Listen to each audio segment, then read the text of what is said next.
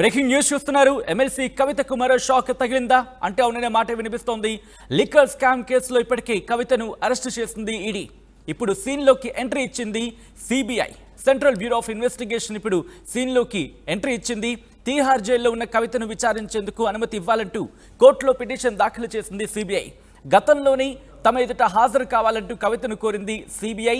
నిన్ననే కవిత బెయిల్ పిటిషన్పై వాడి వేడి వాదనలు జరిగాయి. తీర్పుని సోమవారానికి వాయిదా వేసింది రౌజ్ అవెన్యూ కోర్టు. ఇప్పుడు సిబిఐ ఎంట్రీతో కేసు ఎలాంటి టర్న్ తీసుకుంటుందనే చర్చ ఇప్పుడు జోరందుకుంది. ఇప్పటికే హైదరాబాద్లో ఓసారి కవితను విచారించింది సిబిఐ. గతంలో కవితను సాక్షిగా పేర్కొని ఆ తర్వాత నిందితురాలుగా మార్చింది సిబిఐ. ఇప్పుడు ఏం జరగబోతుంది, ముఖ్యంగా ఆ పిటిషన్లో ఏం పేర్కొంది తెలుసుకునే ప్రయత్నం చేద్దాం. మా ప్రతినిధి రామకృష్ణ అప్డేట్స్ అందించేందుకు లైవ్లో జాయిన్ అవుతున్నారు.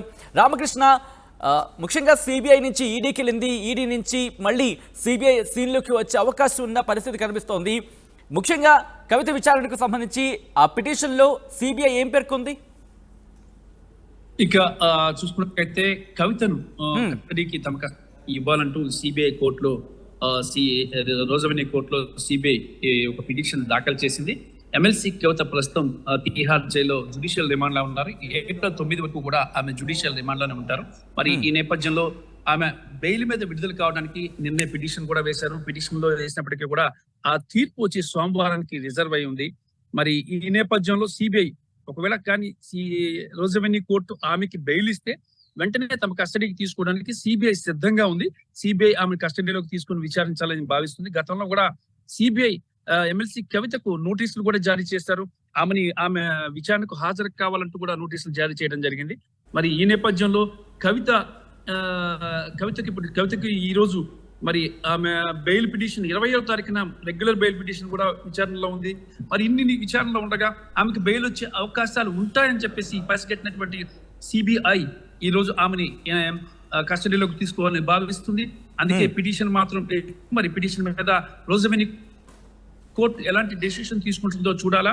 ముఖ్యంగా చూసుకున్నట్లయితే కవితకి ప్రమేయం దీంట్లో ఉంది అని స్ట్రాంగ్ గా ఈ ఈడీ ఎన్ఫోర్స్మెంట్ డైరెక్టరేట్ కొన్ని వీడియోస్ ను కూడా చూపించడం జరిగింది రోజ్ అవెన్యూ కోర్టు జడ్జి ముందు.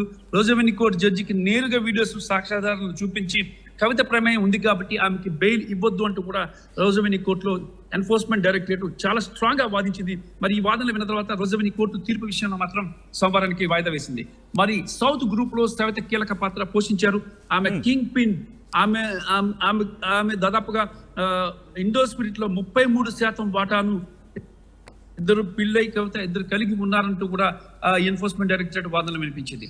మరి ఇప్పుడు సిబిఐ ఎంట్రీతో, ముఖ్యంగా సిబిఐ ఎంట్రీతో ఎలా టర్న్ తీసుకునే అవకాశం కనిపిస్తోంది? ముఖ్యంగా సిబిఐ ఎటువంటి ప్రశ్నలు కావచ్చు, ఎటువంటి అంశాన్ని లేవనెత్తుతోంది ఇక్కడ? సిబిఐ లేవనెత్తే అంశం, సిబిఐ దగ్గర కూడా కొన్ని ఆధారాలు ఉన్నాయని చెప్పి సిబిఐ చెప్తుంది. మరి సిబిఐ కూడా కొన్ని ఆధారాలు చూపించే ప్రయత్నం చేస్తుంది.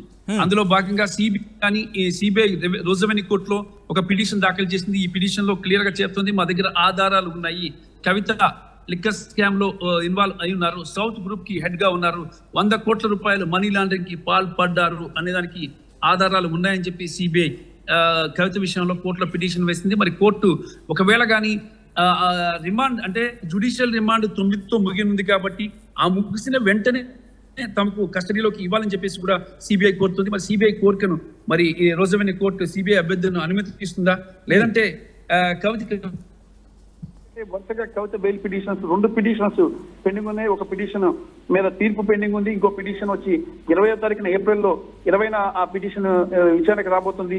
మరి ఈ నేపథ్యంలో పిటిషన్ వచ్చి 20వ తారీఖున ఈ నేపథ్యంలో సిబిఐ ఎంటర్ కావడం అంటే మరి సిబిఐ కూడా కస్టడీలోకి తీసుకుని 10 రోజులు 15 రోజులు ఆమెని విచారించే ప్రయత్నం అయితే చేస్తుంది. ఆర్టీవీ ముందుగానే చెప్పింది.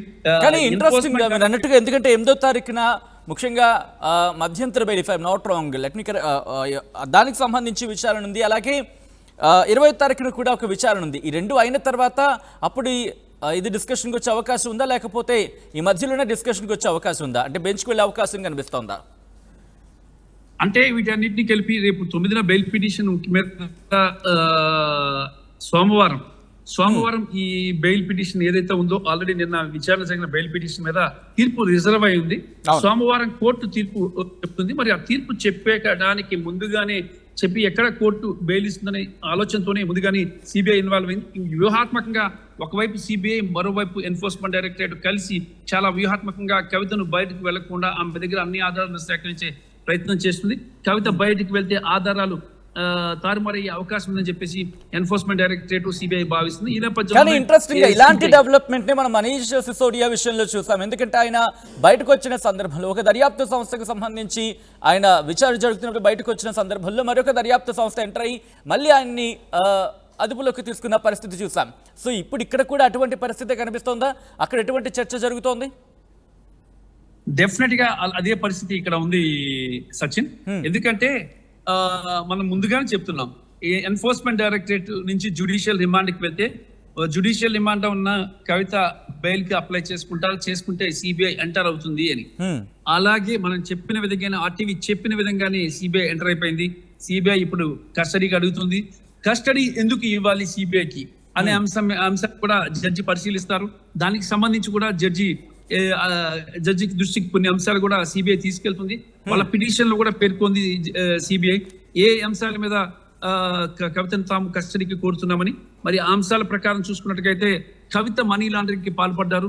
కవిత భారీగా 100 కోట్ల రూపాయల అంశానికి 100 కోట్ల రూపాయల మనీ లాండరింగ్ కి పాల్పడ్డారు కవిత అనేది ఇక్కడ ప్రధానంగా చెప్తున్న అంశం. ఈ నేపథ్యంలో 25 కోట్ల రూపాయలు కానీ దాటినట్టుగైతే సిబిఐ పరిధిలోకి వెళ్ళిపోతారు ఎవరైనా సరే. అక్రమ లావాదేవీలు కానీ, బ్యాంక్ ట్రాన్సాక్షన్స్ కానీ, అక్రమ నగదు పంపిణీ కానీ జరిగితే మాత్రం సిబిఐ పరిధిలోకి వెళ్తారు. మరి ఈ నేపథ్యంలోనే కవితది 100 కోట్లకు పైగా మనీ లాండరింగ్ చేశారు కాబట్టి కంపల్సరిగా సిబిఐ తన కస్టడీలోకి తీసుకోవాలని చెప్పేసి భావిస్తుంది. మరి ఈ నేపథ్యంలో సిబిఐ వాదనలకి రోజవెన్యూ కోర్టు జడ్జి ప్రాధాన్యత ఇస్తారా? ప్రాధాన్యత ఇచ్చి ఆమెకు బెయిల్ మంజూరు కాకోకుండా ఇక సిబిఐ కస్టడీకి ఇస్తారా చూడాలి. ఎందుకంటే ఈ కేసు కీలక దశలో ఉంది సచిన్. ఈ నేపథ్యంలో కంపల్సరిగా కూడా సిబిఐ అభ్యర్థులను రోజవెన్యూ కోర్టు యాక్సెప్ట్ చేసి కంపల్సరిగా రోజవెన్యూ కోర్టు సిబిఐ కస్టడీకి వెళ్తుంది. సిబిఐ కస్టడీకి కవితని ఇస్తారని చెప్పి న్యాయ నిపుణుల నుంచి అందుతున్న సమాచారం Sachin. Right Ramakrishna, thanks for the update. మొత్తంగా అయితే మాత్రం ఎమ్మెల్సీ కవితకు మరో షాక్ తప్పదా అంటే అవుననే మాట వినిపిస్తోంది. లిక్కర్ స్కామ్ కేసులో ఇప్పటికే కవితను అరెస్టు చేసింది ఈడీ. ఇప్పుడు సీన్లోకి ఎంట్రీ ఇచ్చింది central bureau of investigation CBI. Tihar జైల్లో ఉన్న కవితను విచారించేందుకు అనుమతి ఇవ్వాలంటూ కోర్టులో సిబిఐ పిటిషన్ దాఖలు చేసింది. గతంలోనే తమ ఎదుట హాజరు కావాలంటూ కవితను కోరింది సిబిఐ. నిన్ననే కవిత బెయిల్ పిటిషన్పై వాడివేడి వాదనలు జరిగాయి రౌజ్ అవెన్యూ కోర్టులో. తీర్పుని సోమవారానికి వాయిదా వేసింది రౌజ్ అవెన్యూ కోర్టు. అయితే ఇప్పుడు సిబిఐ ఎంట్రీతో కేసు ఎలాంటి టర్న్ తీసుకుంటుంది అనే ఒక ఇంట్రెస్టింగ్ డిస్కషన్ మాత్రం ఇప్పుడు తెరలిచ్చిందనే చెప్పుకోవాలి. ఇప్పటికే హైదరాబాద్లో ఓసారి కవితను విచారించింది సిబిఐ. గతంలో కవితను సాక్షిగా పేర్కొని ఆ తర్వాత నిందితురాలుగా మార్చింది సిబిఐ.